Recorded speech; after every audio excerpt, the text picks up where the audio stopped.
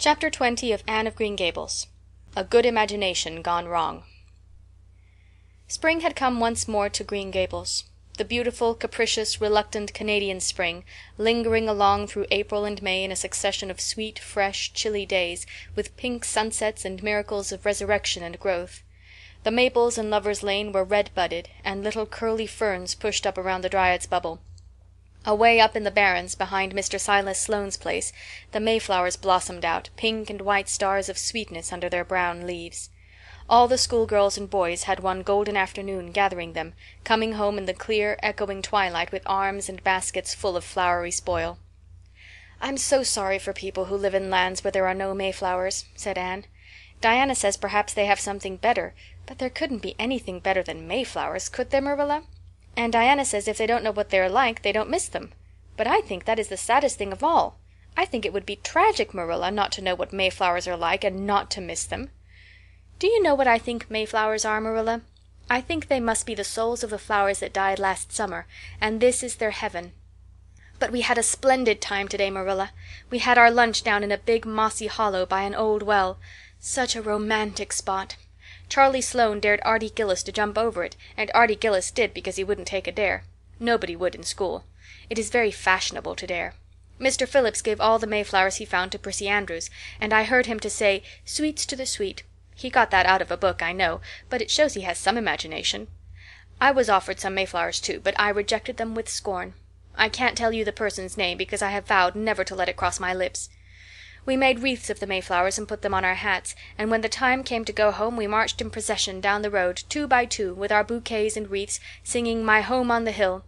Oh, it was so thrilling, Marilla. All Mr. Silas Sloane's folks rushed out to see us, and everybody we met on the road stopped and stared at us. We made a real sensation." "Not much wonder. Such silly doings," was Marilla's response. After the mayflowers came the violets, and Violet Vale was empurpled with them. Anne walked through it on her way to school with reverent steps and worshipping eyes, as if she trod on holy ground. "Somehow," she told Diana, "when I'm going through here I don't really care whether anybody gets ahead of me in class or not. But when I'm up in school it's all different, and I care as much as ever. There's such a lot of different Annes in me. I sometimes think that is why I'm such a troublesome person. If I was just the one Anne it would be ever so much more comfortable. But then it wouldn't be half so interesting." One June evening, when the orchards were pink-blossomed again, when the frogs were singing silverly sweet in the marshes about the head of the Lake of Shining Waters, and the air was full of the savor of clover fields and balsamic fir woods, Anne was sitting by her gable window. She had been studying her lessons, but it had grown too dark to see the book, so she had fallen into wide-eyed reverie, looking out past the boughs of the Snow Queen, once more bestarred with its tufts of blossom. In all essential respects the little gable chamber was unchanged. The walls were as white, the pincushion as hard, the chairs as stiffly and yellowly upright as ever, yet the whole character of the room was altered. It was full of a new, vital, pulsing personality that seemed to pervade it and to be quite independent of schoolgirl books and dresses and ribbons, and even of the cracked blue jug full of apple blossoms on the table. It was as if all the dreams, sleeping and waking, of its vivid occupant had taken a visible although unmaterial form and had tapestried the bare room with splendid filmy tissues of rainbow and moonshine. Presently Marilla came briskly in with some of Anne's freshly ironed school aprons. She hung them over a chair and sat down with a short sigh. She had had one of her headaches that afternoon, and although the pain had gone she felt weak and tuckered out, as she expressed it. Anne looked at her with eyes limpid with sympathy. "I do truly wish I could have had the headache in your place, Marilla. I would have endured it joyfully for your sake." "I guess you did your part in attending to the work and letting me rest," said Marilla. "You seem to have got on fairly well and made fewer mistakes than usual. Of course, it wasn't exactly necessary to starch Matthew's handkerchiefs, and most people, when they put a pie in the oven to warm up for dinner, take it out and eat it when it gets hot instead of leaving it to be burnt to a crisp. But that doesn't seem to be your way, evidently." Headaches always left Marilla somewhat sarcastic. "Oh, I'm so sorry," said Anne penitently. "I never thought about that pie from the moment I put it in the oven till now, although I felt instinctively that there was something missing on the dinner table. I was firmly resolved, when you left me in charge this morning, not to imagine anything, but keep my thoughts on facts. I did pretty well until I put the pie in, and then an irresistible temptation came to me to imagine I was an enchanted princess shut up in a lonely tower with a handsome knight riding to my rescue on a coal-black steed. So that is how I came to forget the pie. I didn't know I starched the handkerchiefs. All the time I was ironing I was trying to think of a name for a new island Diana and I have discovered up the brook. It's the most ravishing spot, Marilla. There are 2 maple trees on it, and the brook flows right around it. At last it struck me that it would be splendid to call it Victoria Island, because we found it on the Queen's birthday. Both Diana and I are very loyal. But I'm sorry about that pie and the handkerchiefs.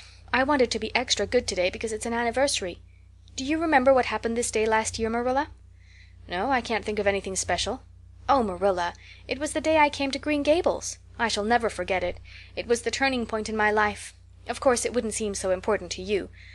I've been here for a year, and I've been so happy.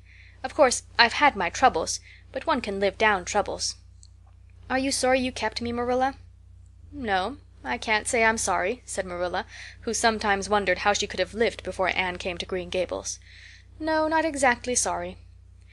If you've finished your lessons, Anne, I want you to run over and ask Mrs. Barry if she'll lend me Diana's apron pattern. Oh, it's too dark, cried Anne. Too dark? Why, it's only twilight, and goodness knows you've gone over often enough after dark. I'll go over early in the morning, said Anne eagerly. I'll get up at sunrise and go over, Marilla. What has got into your head now, Anne Shirley? I want that pattern to cut out your new apron this evening. Go at once, and be smart, too. I'll have to go around by the road, then, said Anne, taking up her hat reluctantly. Go by the road and waste half an hour? I'd like to catch you. I can't go through the haunted wood, Marilla, cried Anne desperately. Marilla stared. The haunted wood? Are you crazy? What under the canopy is the haunted wood? The spruce wood over the brook, said Anne in a whisper. Fiddlesticks! There is no such thing as a haunted wood anywhere. Who has been telling you such stuff? Nobody, confessed Anne. Diana and I just imagined the wood was haunted. All the places around here are so commonplace. We just got this up for our own amusement. We began it in April. A haunted wood is so very romantic, Marilla. We chose the spruce grove because it's so gloomy. Oh, we have imagined the most harrowing things. There's a white lady walks along the brook just about this time of the night and wrings her hands and utters wailing cries. She appears when there is to be a death in the family. And the ghost of a little murdered child haunts the corner up by Idlewild. It creeps up behind you and lays its cold fingers on your hand. So. Oh, Marilla, it gives me a shudder to think of it. And there's a headless man stalks up and down the path, and skeletons glower at you between the boughs. Oh, Marilla, I wouldn't go through the haunted wood after dark now for anything. I'd be sure that white things would reach out from behind the trees and grab me. Did ever anyone hear the like? Ejaculated Marilla, who had listened in dumb amazement. Anne Shirley, do you mean to tell me you believe all that wicked nonsense of your own imagination? Not believe exactly, faltered Anne. At least, I don't believe it in daylight. But after dark, Marilla, it's different. That is when ghosts walk. There are no such things as ghosts, Anne. Oh, but there are, Marilla, cried Anne eagerly. I know people who have seen them, and they are respectable people.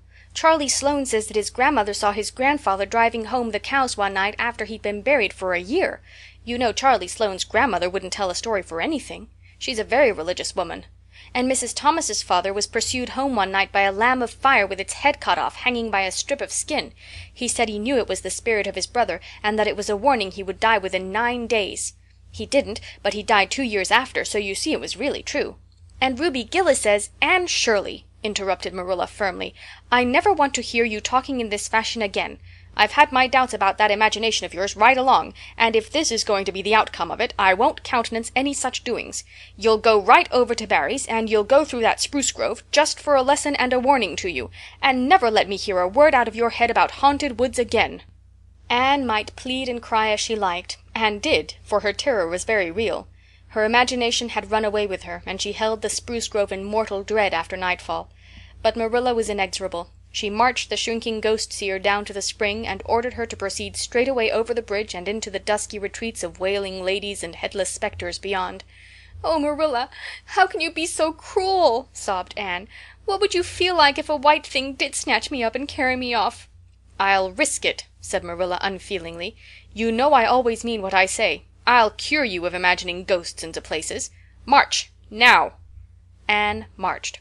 That is, she stumbled over the bridge and went shuddering up the horrible dim path beyond. Anne never forgot that walk. Bitterly did she repent the license she had given to her imagination. The goblins of her fancy lurked in every shadow about her, reaching out their cold, fleshless hands to grasp the terrified small girl who had called them into being. A white strip of birch bark blowing up from the hollow over the brown floor of the grove made her heart stand still. The long-drawn wail of two old boughs rubbing against each other brought out the perspiration in beads on her forehead. The swoop of bats in the darkness over her was as the wings of unearthly creatures. When she reached Mr. William Bell's field she fled across it as if pursued by an army of white things, and arrived at the Barry kitchen door so out of breath that she could hardly gasp out her request for the apron pattern. Diana was away, so that she had no excuse to linger. The dreadful return journey had to be faced.